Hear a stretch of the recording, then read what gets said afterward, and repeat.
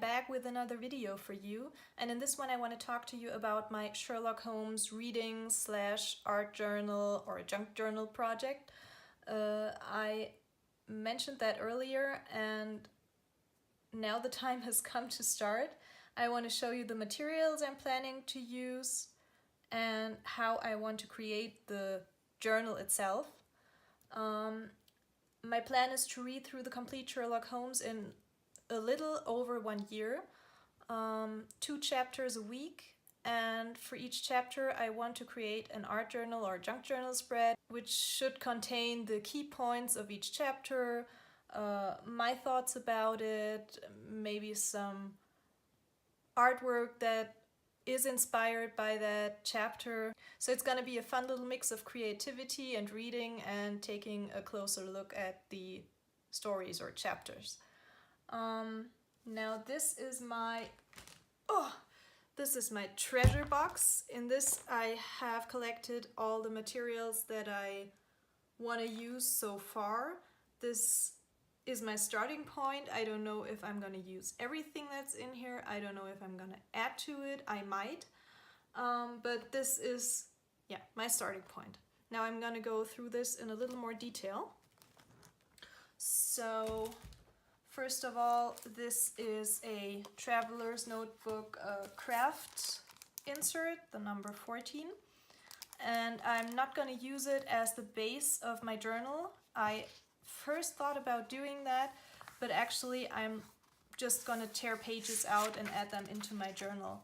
Now I've decided that for each Sherlock Holmes book I'm going to create a signature with enough space for at least 1 spread per chapter and maybe even a little more. For the signatures I'm going to use paper that I printed out.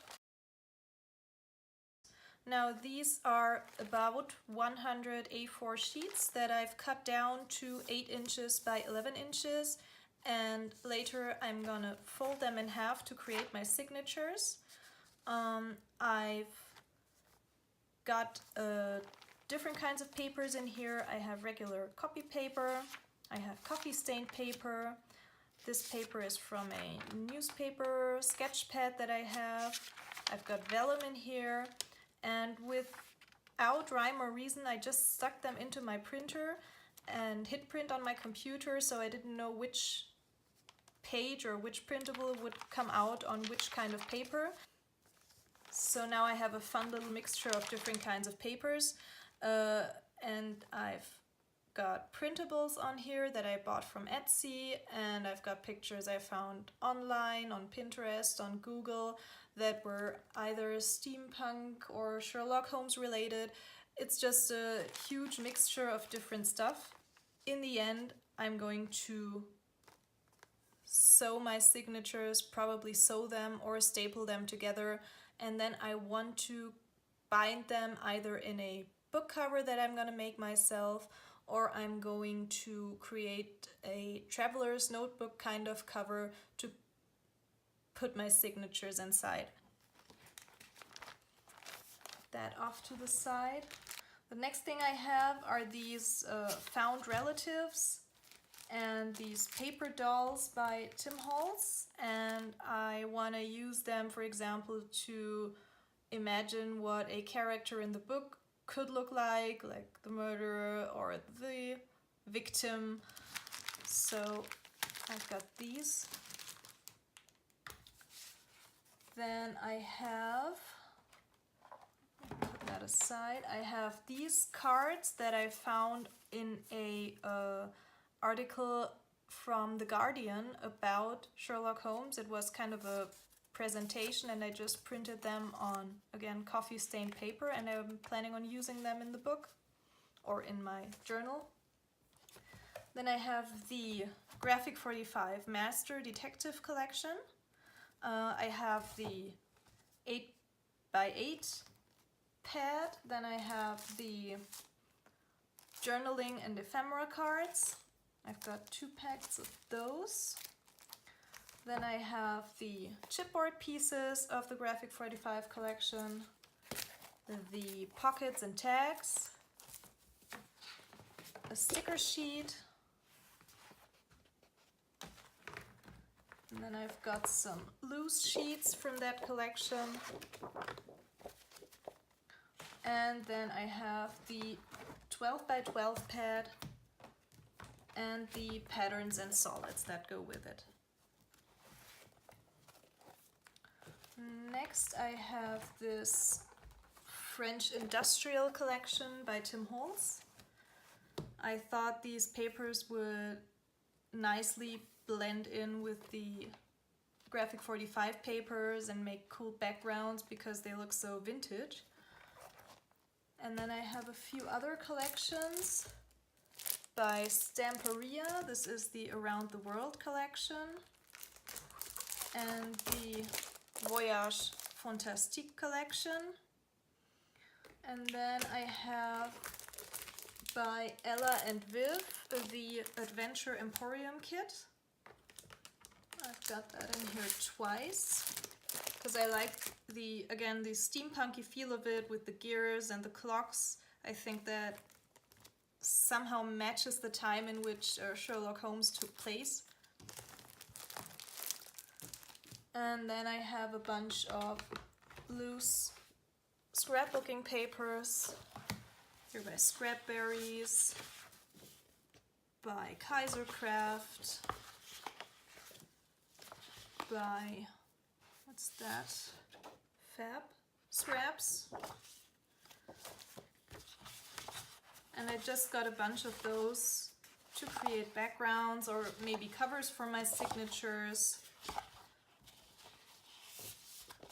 think it goes this way, yeah, with the hot air balloon here.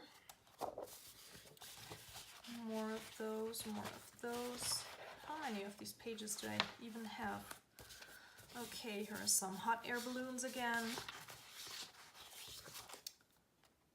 This is again by Kaisercraft, Barbershop collection. I think he looks kind of like I imagine Dr. Watson, so he might come in handy once or twice. And some more hot air balloons by Prima and hot air balloons by Bo Bunny. So that's basically it. But from my printable collections that I bought on Etsy, I still have these cards and tags and other stuff that I found on Pinterest and on Google and printed out on mostly coffee stained cardstock, lightweight coffee stained cardstock.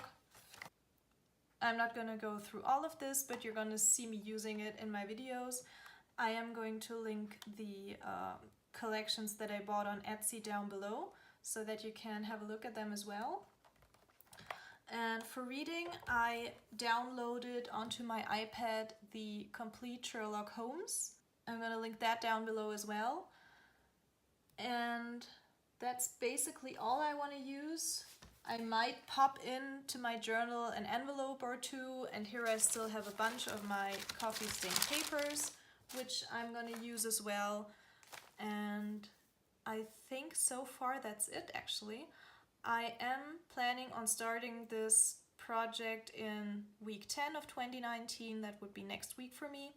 I am going to upload, I hope, on Tuesdays and on Fridays. So I want to create a regular series, and I hope that some of you like to join me and read along with me and craft along with me, and I hope we have a year of literary creative fun together. Yeah, that's it so far, and I hope to see you in my first video when I start creating my first signature and start on my first art journal spread. Thanks a lot for watching, and I hope you like this video. See you in part 1 of the Sherlock Holmes series. Bye!